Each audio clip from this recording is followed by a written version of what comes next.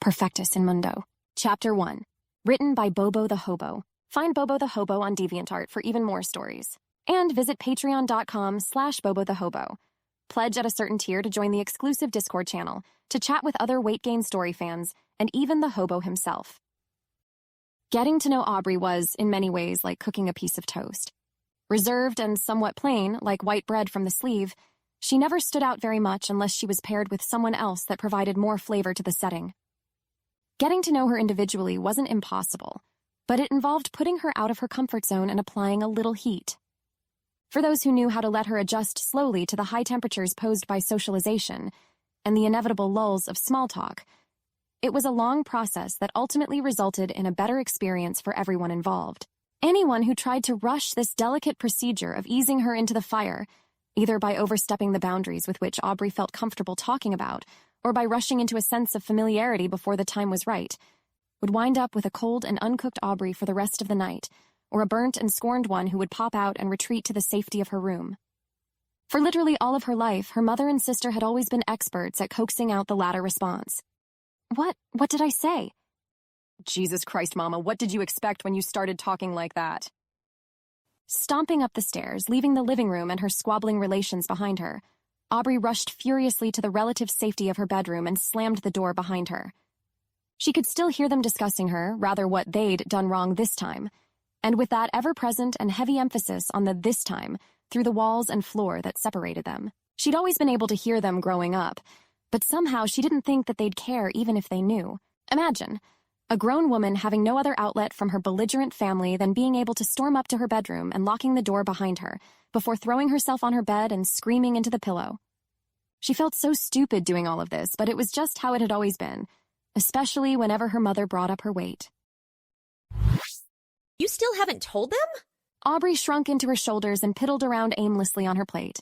The crepe factory's pancakes became horrendously soggy and inedible after only a few moments of inactivity, but Aubrey's eyes had been much bigger than her stomach, even before she stood in the face of such a question. Come on, Aubrey, don't do that. Cara's fork clinked against the plate. I didn't mean anything by it. I know that it's got to be a weird thing to talk about, but... But I mean, come on. Cara couldn't help but chuckle. Your mom was fine with you, and Riley both being gay. What are the odds that she'll have a problem with the fact that you want to get fat? Aubrey choked on her coffee at the sound of the words out loud. Hearing them come out of Cara like that in public where people could actually hear her was enough to make Aubrey's spine tingle in a mixture of revulsion and excitement. What the fuck, Aubrey? What the fuck you?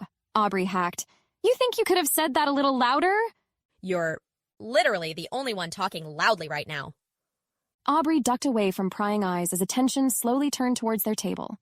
There weren't many people who were in the restaurant, given its odd hours and niche appeal, but those that were couldn't help but stare at the pair of rowdy lesbians making a scene behind the Pottery Barn partition that separated the halves of their conservative restaurant.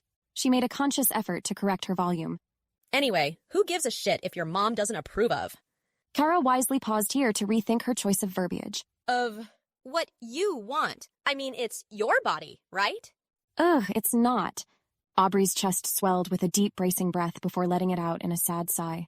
It's not that simple, okay? I live with her. So, what's she gonna do if you start? Another pause. You know, just doing it. In a brief instant, Aubrey saw herself doing just that.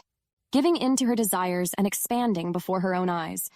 Eating enormous meals and sleeping late into the day. Stuffing herself in front of the mirror, holding her rounding belly as it began to sag heavily into her open palms. Her ass widening, her breasts drooping over a gut that was squishy to the touch, pressing down on her cushion of a tummy as she slowly fingered herself to... I can't. Aubrey squinched her eyes shut. She'd bitch at me about it, and then it'd come out and it'd be so weird, and I just don't think that I'm ready for... Okay, geez, slow down. Cara held up her hands. You're not ready. That's okay. Nobody's making you do anything. I promise. Aubrey took another deep, melancholic sigh. But at the end of the day, you know, it is your body. Cara clicked her tongue and wagged her finger playfully. She put in, 9 months to making it? You've put in almost 26 more years than she has in making you, Bree. In the face of Cara's unwavering support, Aubrey would always waffle. A small appreciative smile bloomed onto her face as she reached across the table to grip the back of her friend's hand. Thanks, Cara. Aubrey's smile showed some teeth. It's nice to hear that once in a while. No sweat, love. Cara brought Aubrey's hands to her lips for a platonic kiss on the knuckle. We're doing heckin' big body positivity vibes in this MFing house. You're so fucking weird. What do you say we get out of this place and get on to the main attraction? Cara reached behind her chair to pull her wallet out of her backpack. The antique store opens in like 15 minutes, and I really need your help picking out something good. I still don't know if I'm the right person to help you out with this. Aubrey never had much of an eye for things, be it decorating or pricing. Her college dorm room had been decorated sparsely, and even her room back at the house was more or less the way that she'd left it in high school. She had never felt much of a need to indulge in knickknacks and the like, even if it was for a special reason. What? You're not the antiquing type of lesbian? Cara crossed her arms as she stood behind her friend. Come on, it's not that hard. Just help me pick something out that you think looks good, and I'm sure that Holly will like it too. You guys are way too similar. Aubrey chuckled awkwardly at the thought of buying something inadvertently for another woman. She'd never quite reached that stage in any of her ill-fated Tinder hookups. What kind of thing was appropriate for a one-year anniversary? Maybe something bright and shiny like a ring? Or would that send the wrong message? Tell you what, I'll go look over there. Cara pointed towards the back left of the store. And you, check out what's up here in the front. If you find anything, just holler, okay? Sure, I think that I can do that. But could she, though? Aubrey for sure had her doubts. As someone who, in all honesty, had never been much of a gift giver in the first place, she felt way out of her depth shopping for her best friend's girlfriend, someone who, despite having a common connection in Cara, she had barely even met. And frankly, making sure that Cara got to enjoy, quote, the best possible sex of all short of makeup sex, anniversary sex, wasn't exactly the most pressing matter on her mind. Every time that she and her mother fought, it usually weighed heavily on her for at least a few days. But whenever she gained so much as a pound, if her mother knew about it, she'd ream her mercilessly for it. Then they'd get into it. Sometimes Riley would be there to witness whatever spectacle that they'd make, and then Aubrey would have no choice but to bolt upstairs to her room so that she could blow off some steam. She'd dwell on it for a few days, idly fantasize about her fetish for a few weeks, and then weigh the pros and cons of actually going through with it.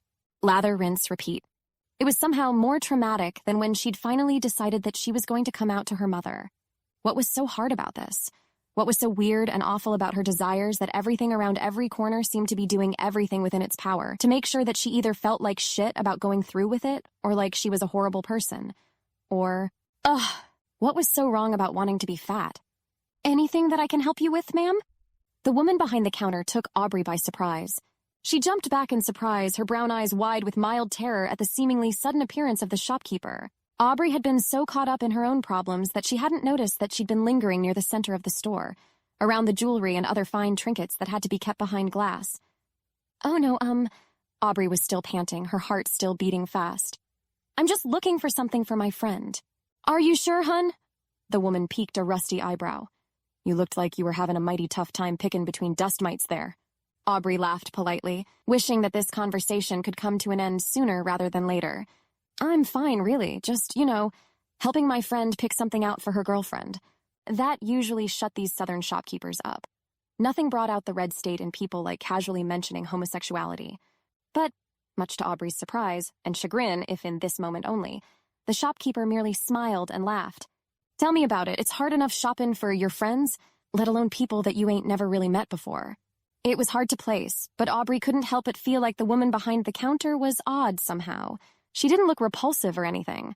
Your average, somewhat heavy-set Southern woman in her late 40s, maybe early 50s, who had a head of rusty red hair and somewhat plain features. But something about the way those green eyes seemed to reflect in the sunlight. She was a little hard to look at.